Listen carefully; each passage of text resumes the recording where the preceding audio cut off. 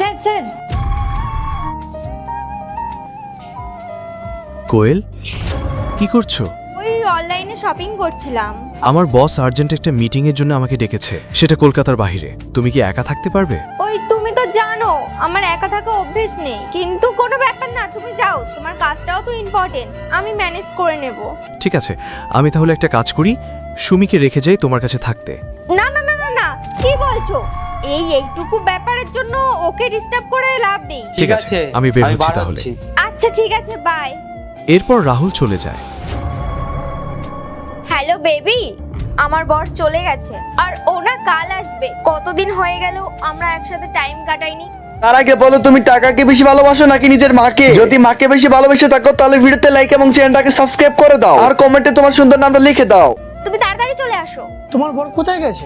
বসের ফোন এসেছিল, তাই তো তোমাকে ডেকেছি। ও চলে গেছে।